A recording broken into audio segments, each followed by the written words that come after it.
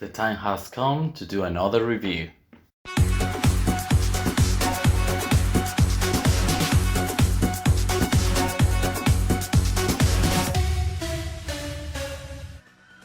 Hello guys, one more time, welcome to Ring Royalty. My name is Alexis, as you already know, and here today I will be reviewing WWE's premium live event Elimination Chamber 2023, as well as Battle of the Valley from New Japan. This will be my first time reviewing a New Japan event, and obviously it's because of Mercedes Mone and Kairi match, which has been a huge banger and the talk of the town in the women's wrestling community. In total, I will be reviewing 3 matches, and all of them were really good, so this was a great weekend for women's wrestling. Without anything left to say, let's start with this interesting video.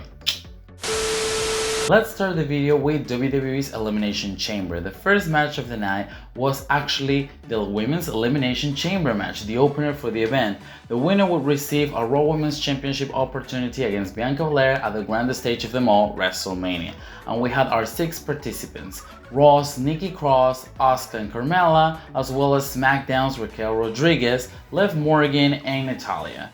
Before talking about the match itself, let's highlight a couple things. First of all, Natalya's reception in her hometown of Canada was fantastic. That's the ovation she deserves. She a veteran queen, a legend, she needs to be respected. And also, Liv Morgan and Nikki Cross's character work is just chef's kiss, on point. I'm loving both of their characters. They are just doing their part so well, and I have to give kudos to those ladies for that. Something that I noticed right off the bat is that the structure was used a lot throughout the whole match. Not only in the early going, but until the end, we had involvement on structure, the chains, the pots, and absolutely everything, so that's a plus. Natalya and Liv Morgan getting very aggressive in the early going as they were the 2 starting this match. Then Raquel Rodriguez joined in, and the first gigantic spot that we got was when Raquel was lifting them both, and then Natalya turned it into a sunset flip against the chains. That move looked devastating. It was such an impressive moment for Raquel to actually be able to hold both of them, especially Natalya, who was upside down, but at the same time Natalya could counter it and create this magnificent attack. I love that part, and the chemistry during the whole match between these ladies was there. There were not many botches or clunky spots, so I'm super happy that they're finally starting to mesh together so well, especially if we talk about multi-women matches like Royal Rumble or Money in the Bank. The next lady to join the fray was Nikki Cross. Absolutely stunning performance by Nikki. She decimated everyone. This is the best she's ever looked ever since her NXT days, so kudos for Nikki. She got the ball and ran with it. She decimated absolutely everyone who was in that match for 3 or 4 minutes, including that amazing dive from the top of the pod. It was a diving crossbody. She knocked everyone out and she was smiling after it. So we enjoy a queen that loves pain. After that huge spot, Carmella joined in. Carmella was super fun in this match, especially after she joined, because she was trying to pin everyone, and when she couldn't do it, she wanted nothing to do with Nikki. So she was hiding absolutely every pot that was available. Carmella is hilarious, and her character work is one of the best things she has going. Also, right when Nikki Cross was distracted, Raquel Rodriguez appeared and speared her through the pot. That got holy shit chants from the crowd, and deservedly so. Unfortunately, after this huge spot, Nikki Cross was the first eliminated by Raquel Rodriguez. It was still a great performance. I am glad that she was not jobbing and she had her own time to shine, but at the end of the day, she was still the first eliminated, just like last year's Elimination Chamber match. Since Nikki was gone, we needed someone to fill in those crazy spots, and Liv Morgan was the girl we needed to call, because Liv Morgan did a huge sunset flip from the top of the pot to Raquel Rodriguez. I was very surprised Raquel wasn't eliminated there, but Liv Morgan once again showing her fearless side. She's not scared of anything, not highs, not entering one of the Royal Rumble, no candlestick, no tables, no anything. She is fearless. And she couldn't even tap out, because she's so savage nowadays that she would rather be passing out than tapping out, and I love that for her. After a combination of 2 submission holds, first Natalya locking in the sharpshooter on her and then Asuka with the armbar, Liv Morgan passed out and the referee decided she couldn't continue, so therefore she was the second eliminated of this match. It wasn't a smart way to eliminate Liv, but at the same time keep her strong, and I think WWE deserves kudos for that booking decision too. What WWE doesn't deserve kudos for was Natalya's elimination. Right after Liv Morgan was gone, Natalya tried to lock in another sharpshooter on Asuka, and when she did, she got super kicked by Carmella, and that was the 3 count. Carmella eliminated Natalya with a super kick. My issue is super kick being a finisher, and I talked about that in my latest video that you can watch over here about women who need to change their finisher. How in the world is a super kick going to eliminate the hometown hero? No, that's just wrong. Well, aside from that detail, the match was really good and it continued to be good after Natalya got eliminated. Asuka logged in a variation of an octopus submission hold, which I would rather call Black Widow by AJ Lee. Great execution. Asuka looked dominated. She was the queen of this match, and rightfully so. This new character that she has going on gives me everything I need. She's feeding everyone in the women's wrestling community. With only 3 women remaining, and I'm talking about Carmella, Raquel, and Asuka, it was smart to get rid of the biggest threat, that being Raquel. For that reason, Asuka and Carmella hit a combo of moves including different types of kicks, knees, and strikes just to eliminate Raquel, and they were able to do so with a double pin. That was an unlikely alliance, but it kind of makes sense. I wasn't mad that they two were teaming up because it was just a smart thing to do. And that's something that we're missing in wrestling at times, making logical decisions. So Carmella and Asuka got rid of Raquel Rodriguez, and there was no more SmackDown ladies in this match. Also smart because this is an opportunity for the Raw Women's title, so it would make sense that a Raw woman is the one challenging at WrestleMania. Carmella and Asuka both returned recently, Asuka the Royal Rumble, Carmella in a qualifying match for this Elimination Chamber, and I am glad that both of them actually got a great showcase in this match. They were the last two. Carmella surprised Asuka with a super kick out of nowhere. Asuka kicked out and then managed to lock in the armbar, new variation of the armbar, and the commentators call it the Asuka lock. So is she just changing the move by keeping the name as the finisher? I don't think they should be called the Asuka lock, but whatever. Carmella ended tapping out to that new move, and Asuka punched her ticket to WrestleMania. This was an amazing match with the right winner at the end, and that's what we needed. Without a doubt, this women's Elimination Chamber match was one of my favorites, probably my second favorite ever after the tag team one in 2019.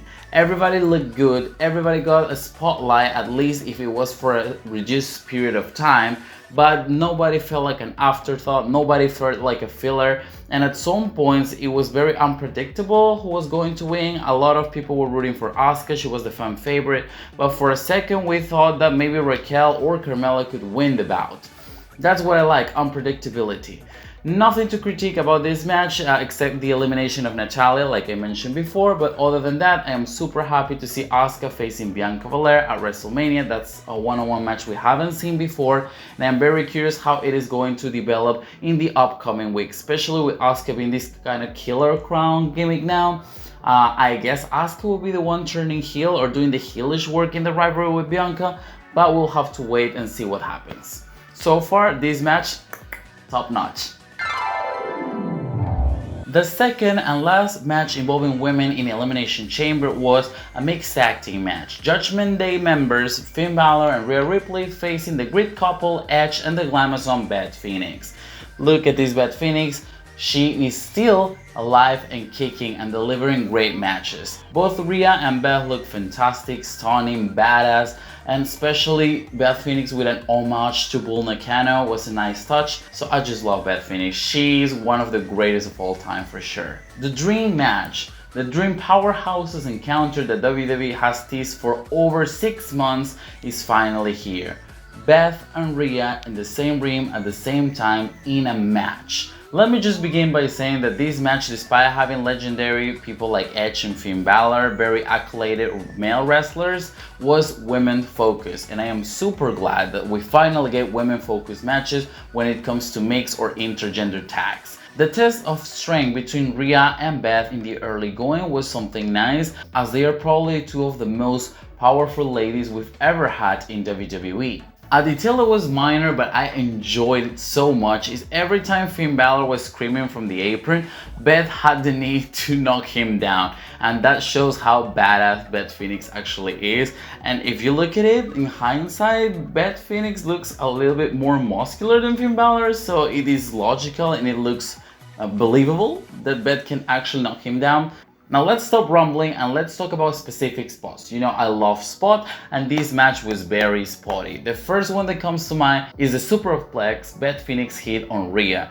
Rhea's selling is so good, her facial expressions tell us a lot, and she looked destroyed when her body hit the canvas. Another nice touch was when both Beth and Edge locked in submission holds on Finn and Rhea, and both of them were suffering. It was a nice little thing for the baby faces in this match. Dominic Mysterio, of course, interfering. Rhea Ripley had to grab the brass knuckles and attack Edge. Loving the intergender interactions again. Hopefully WWE gives us an intergender match soon. And not content with that, to make the women look even better, both of the ladies powerbombed their opponent's male counterpart, destroying their backs, and I love that. Beth Phoenix powerbombing Finn Balor and Rhea Ripley powerbombing Edge was believable at all and make them both look like a big deal. And for me, it is definitely amusing that after the Raw 30th anniversary fiasco in the women's division, actually WWE put so much effort into making Beth and Rhea look like superstars in this match, and they achieved that with flying colors. In the last few minutes of the match, Rhea Ripley teased doing another concerto on Beth Phoenix. She was ready this time around though, hit Rhea against the steel steps and glam slammed her on ringside. Another nice beautiful move. And to end this, we got another move. It is the Shatter Machine. Edge and Beth Phoenix debuted their tag team finisher to put away Finn Balor for the 3 count, making the Greek couple the winners of this mixed tag team match. I am delighted to see Beth and Edge on top. I was not sure if they were winning despite being Edge's hometown, just because Rhea Ripley is headlining WrestleMania against Charlotte Flair, so it was logical that she wins the match so she would look even stronger. But I mean, I'm not sure where Rhea goes from here. Where does she stand? We'll probably find out this Friday night on SmackDown as they have a segment. Fantastic match, great showcase for everyone. The men did their thing, that is true, but we're not interested in that. We're interested in the showcase the women had, and that was another chef's kiss. It was really good. Not much to critique here either. Hopefully Beth Phoenix stays around. I doubt it, but I mean, fingers crossed, right? Unlike the Royal Rumble, this year's Elimination Chamber was a fantastic pay-per-view for women's wrestling. And now it's time to move from WWE to New Japan. Why is that? Because we had Battle in the Valley, a pay-per-view that was sold out just by announcing one single match. And what was that match? Kairi defending her IWGP Women's Championship against newcomer Mercedes Mone. Highly anticipated match between these two, and it happened in America. This is the first time women from New Japan headline a pay-per-view in America, and it was also the main event, which lasted over 25 minutes. We knew these two had an amazing chemistry after their small interactions during their period in WWE together, but this match was in another level. It was action-packed, it was fast-paced, it had many different spots. The crowd was so invested on it, and it really made me feel proud to see Mercedes Mone succeed after so many trash talking in social media and by many people that she would just fail after leaving WWE. This proves to everyone that even though WWE is the biggest company in women's wrestling, well, in wrestling in general, it's not the only way you have to succeed. And I think both Kairi and Mercedes did an amazing job on carrying a match that was literally one of the best we're going to get in 2023. I'm sure of that. We're used to Sasha Banks having amazing entrances, so Mercedes Mone was not going to disappoint. We got an entrance with choreography, and also her outfit was in homage to the late great Hana Kimura. It was a lovely detail, and she was still on brand with her Mercedes Mone character, so she did it right. During the first minute of the match, Mercedes Mone hit a lucha libre sequence combo that was just outstanding, and it ended in the crossfade, aka bank statement, and it gave us all the false impression that she was going to win the title right off the bat. And it's extremely interesting to me how Mercedes has found a way to keep her signature moves inside her moveset, but at the same time debut moves every time she steps into the ring. But then Kairi was tired of being a punching bag and decided to turn things around with a diving double foot stomp on the CEO. That looked vicious as hell. Incredible move by Kairi, the champion at the time. Once again, I would like to point out the chemistry was amazing, the aura was incredible, and the crowd was super invested in the match as well, making this match feel like a success. Another reason why this match was so great for me is that both of them are great sellers. Kairi's facial expressions as well as Mercedes are super specific. They literally look in pain when they are being hit. They literally look frustrated when they cannot get the pin done. These are just small details and elements that still add more and more to the match quality. Another nice combo was when MONÉ tried a meteor inside the ring, but Kairi rolled up and countered it into the anchor. That submission hold she used to do in her NXT days was brought back here. And speaking of the selling, MONÉ looking excruciating pale while being in that hole, and after the hole was broken, then Kairi hit a back fist and MONÉ looked knocked out cold. It was such a great spot as well. Something as simple as a back fist can look devastating if it is executed right and sold right. And that's what we got in this match. Mercedes would bounce back and pay an homage to her best friend Bayley. They were in San Jose doing Battle in the Valley, so she hit a Bayley to belly suplex. The crowd popped so loud in that moment and started chanting, "This is awesome." She couldn't get the 3 count there, but she won a lot of hearts from the audience, that's for sure. And one of my favorite spots was when Sasha was trying the 3 Amigos, an homage again to Eddie Guerrero this time around, but by the time she was trying to hit the 3rd suplex, Kairi already got a lot of energy back in her body, so she countered it into a jumping DDT. And oh my god, I've been talking about spots for like what, 3 minutes now I think, but this match was super spotty, but not just for any reason. All of them were just timed so well that the match felt perfectly. It was not an excess, it was not too much. It was paced in a way that we got enough of a breather to process what just happened and then get into the next spot. Very well done by New Japan. We're around 20 minutes at this point in the match and the crowd is completely split. Half of them want MONÉ to become the new champion and the others want Kairi to retain the title. That tells you how much these 2 ladies are beloved by the fans. While the referee was knocked out by a miscue from Kairi's part, we got a table spot by the ramp, which was nice. It was a little bit extreme despite being a regular singles match. MONÉ was looking for a superplex onto the table, but Kairi managed to counter it into a powerbomb, destroying MONÉ's back against the table. To finish this match, we got back into the ring room. The referee was already awake again, so we got 2 false diving moves. First, Kairi trying the inside elbow, which was countered by MONÉ, and then MONÉ trying a frog splash, which was also countered by Kairi. But at the end of the day, the move that put away Kairi was the Moneymaker.